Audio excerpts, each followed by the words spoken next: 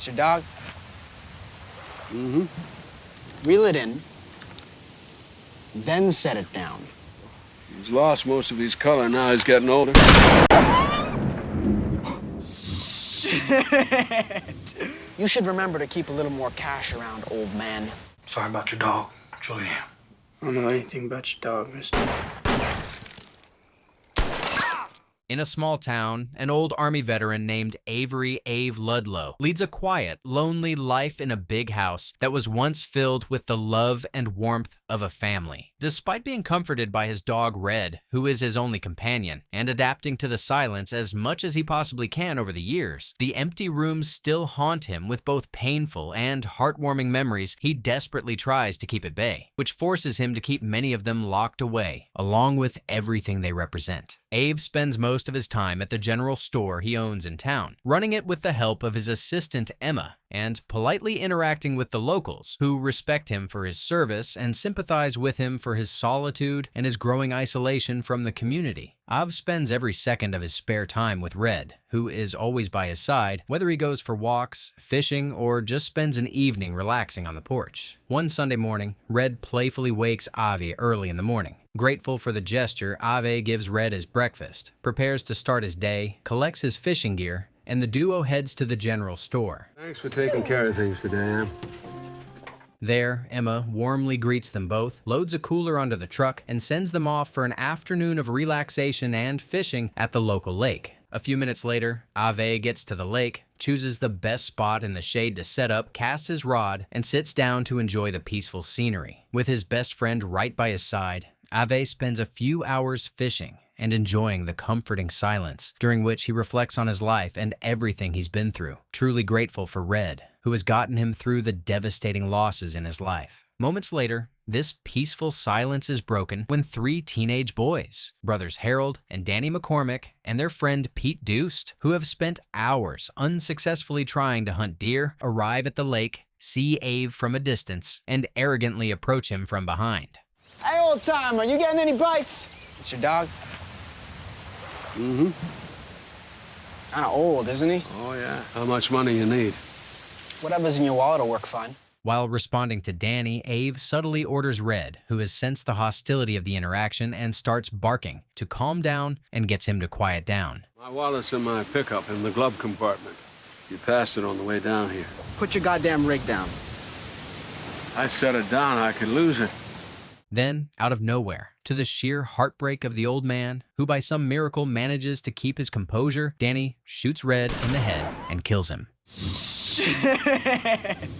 You should remember to keep a little more cash around, old man. But why? Despite being horrified by the senseless murder of the innocent animal, Harold, who is terrified of his brother, keeps his outrage to himself and follows the duo as they leave the woods and walk back to town, as if nothing out of the ordinary had occurred. Once the boys leave, despite knowing there's no chance Red would have survived the close-range headshot, Av checks on him and even attempts to resuscitate him, once confirming what he dreaded, using his shirt. Av carries his best friend's corpse back and loads him on his truck. However, despite desperately needing to get away from the area, Av can't even make it to the driver's seat as the sudden loss of his best friend and only companion finally hits him and brings him to his knees. With tears rolling down his face, Av just stays there, sitting on the ground for hours, utterly shattered by the loss. In the evening, and with a broken heart, buries Red in the backyard, under his favorite tree. The next morning, as soon as he wakes up, Ave rushes to Red's grave, as if to confirm the events of the previous day really did happen and were not just scenes from a horrific nightmare, and is heartbroken all over again. Av spends hours frozen in place and haunted by all the good times he once had there with his loved ones who are no longer there. Then, knowing he won't survive, continuing down memory lane, heads back into the house, finds the shell he collected from the murder scene, matches it to a type of shotgun, and makes a call. Just guns.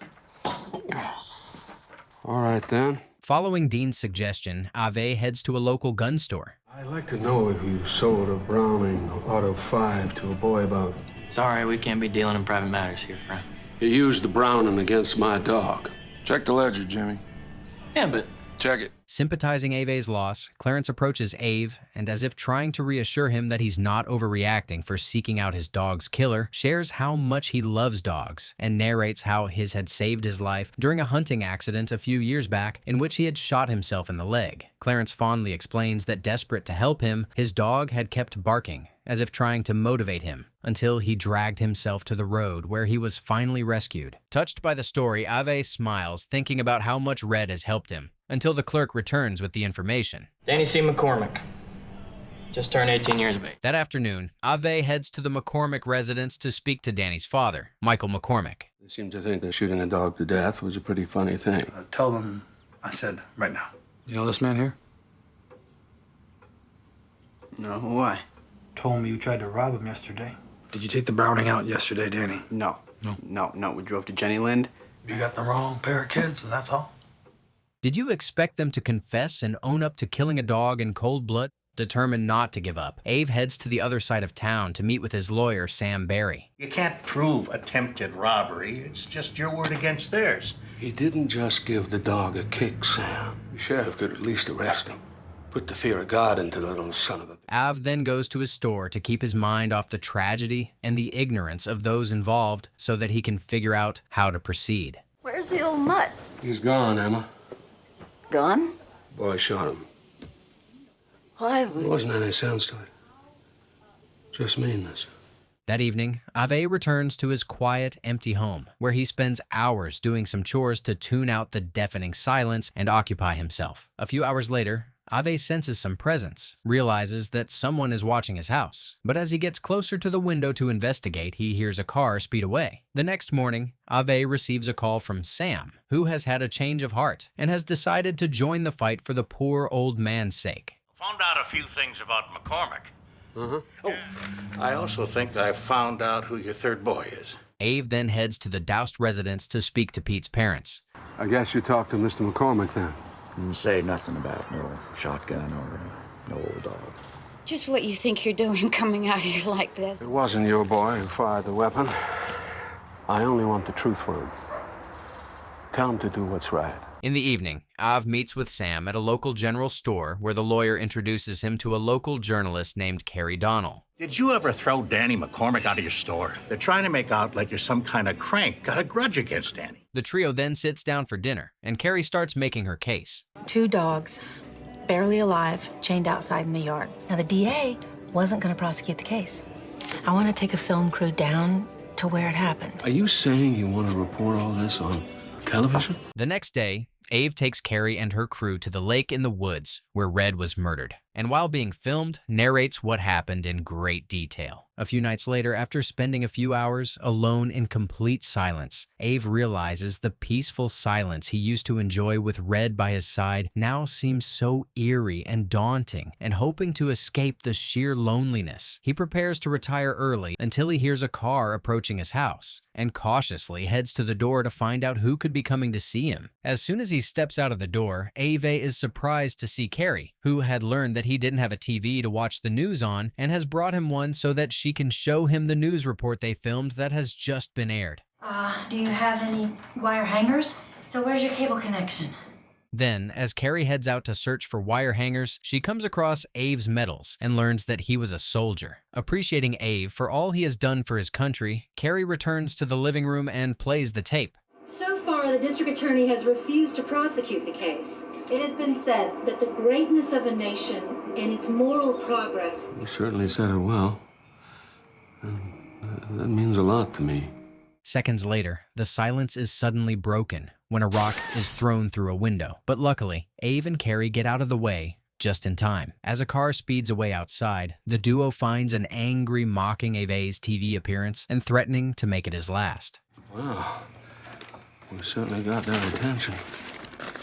Early the next morning, Carrie and Ave inform Sam about the shocking incident of the previous night and join him as he heads to the DA office to report the matter, hoping it will strengthen their case against the boys. So, you want to go ahead with this? Of course I do. Wants me to cover an apartment building fire instead. A guy... Just can't walk away from this.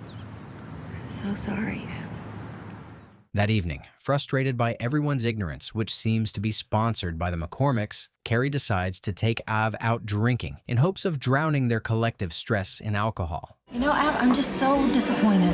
I've been suited for this job from the very beginning, and I'm good at it. The duo then heads to Ave's home where they get to know each other better. Well, she was wrong.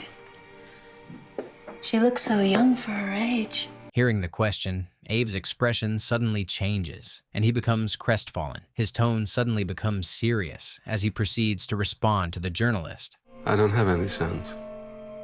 Yes, you do. Sam told me. In the ensuing silence, Avey sees Carrie's confusion and shock and reconsiders his answer. He quietly sits for a few minutes debating whether sharing the horrific trauma that has tragically shaped his life might somehow lighten the pain of his heart. Reluctantly, cursing the alcohol that has seemingly emboldened him to even consider talking about the heartbreaking ordeal he had promised never to even think about, he goes to his drawer and quietly takes out a picture of his sons, which he put away as he can no longer look at, out of his drawer and shows it to her. I was 48, Mary was 42, so he was a kind of surprise to both of us. Billy, he'd been different right from the start. He always had this way with him, like he couldn't help himself.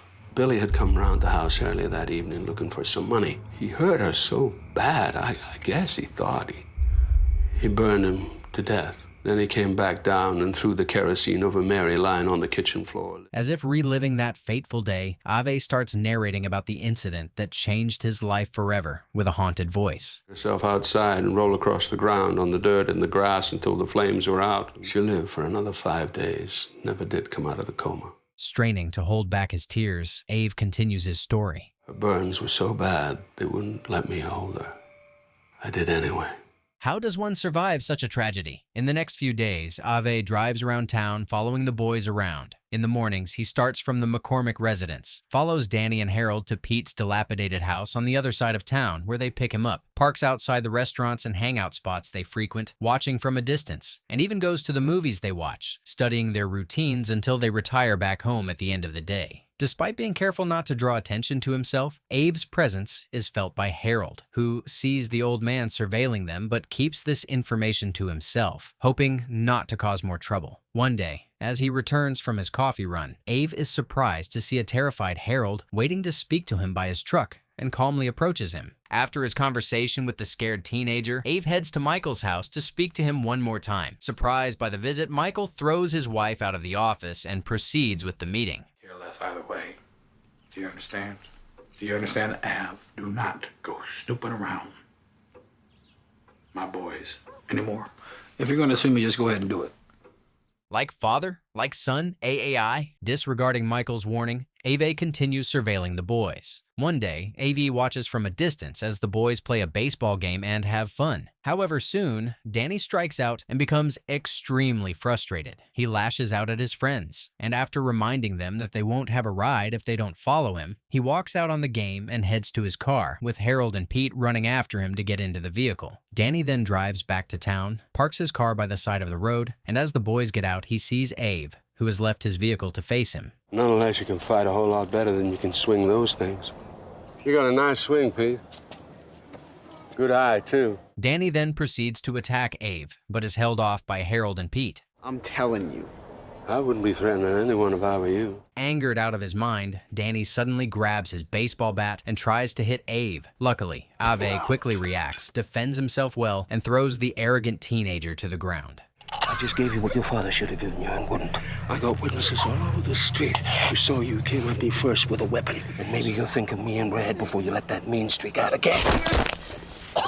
That evening, Ave drives by his store, greets Emma from a distance, and continues to the local diner to get some dinner and a drink. Then, after enjoying his meal, as Ave proceeds to leave, the owner of the establishment receives the shocking news that Ave's store has been burnt down and solemnly informs Ave, who rushes out. Ave gets to his store a few minutes later and is heartbroken to see his life's work going up in flames. In the morning, Ave, who has spent the whole night patiently waiting in his car, is awakened by a firefighter who kindly offers him some coffee. Then, moments later, Ave receives the disappointing report. Somebody torched it, all right.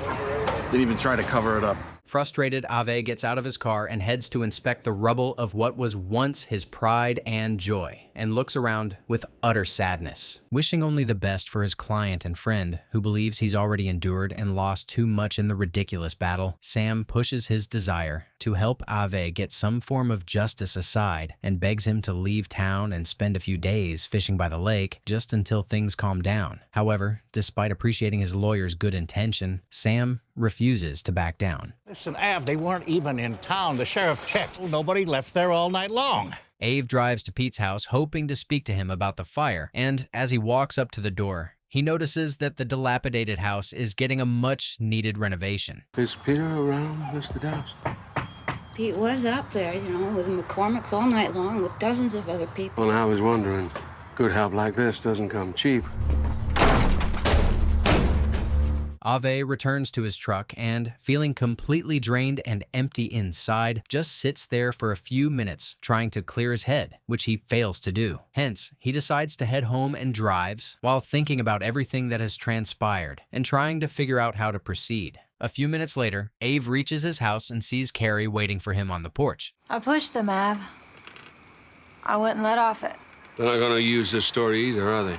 They transferred me to another affiliate. After Carrie leaves, Ave, who has had enough, exhumes Red's body and drives it to the McCormick house in the woods. There, he gets out of his truck, carries Red, and walks to the front door. Why are you doing this to us? It's your husband who needs to see this man, not you. Can you please just leave us alone? Where is he, Mrs. McCormick? Moments later, Michael comes out holding a gun, and soon Danny, Harold, and Pete join him. Somebody burned my store down last night. Goddamn thing out of here. Now, Ludlow! To the shock of his parents, Danny suddenly points his gun at the old man and proceeds to shoot him. Luckily, Av reacts quickly and tries to defend himself. As a struggle ensues, Danny's shot is deflected and hits Av in his ear. Despite being shot and bleeding profusely, Ave manages to neutralize Danny, throws him to the ground, and holds him at gunpoint. Put it down. We're gonna get up. Real slowly. It's okay, Danny. I'd be obliged if you throw me that hand towel you have there. While wiping his blood with a towel he took from a terrified Mrs. McCormick, who doesn't know what to make of the ordeal, Ave walks Danny to his truck and orders him to drive, while he gets in the passenger seat and nurses his wound with one hand while pointing a gun at Danny with the other. Would it help if I said I was sorry about the dog?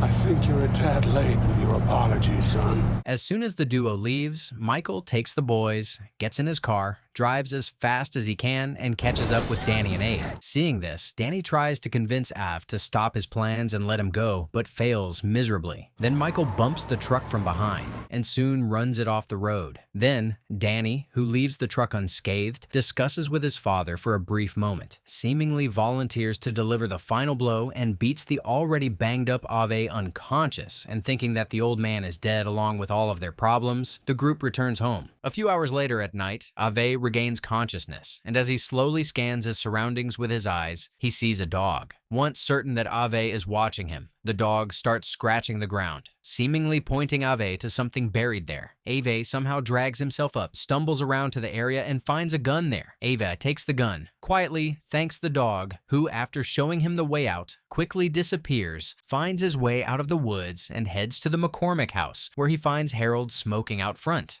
God, what the hell are you doing here? I only want my dog, that's all. Your mother, she covered him up for me. Just take me back to where they threw him. Harold then leads Av to the woods out back, but soon Michael, Danny, and Pete come up from behind them. I came back for my dog.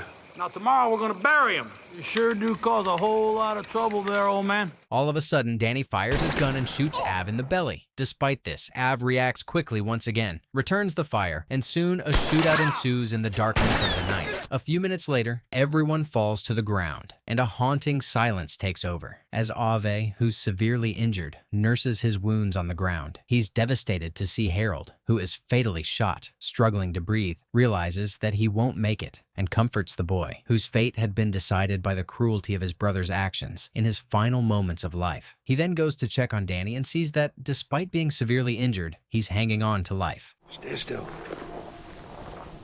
I'll send somebody. Some would have finished him off here, Ave, Very noble of you. Ave then goes to Michael, who has also survived the ordeal despite being shot, and gives him the horrifying news. Either you or Danny shot your boy Harold, too.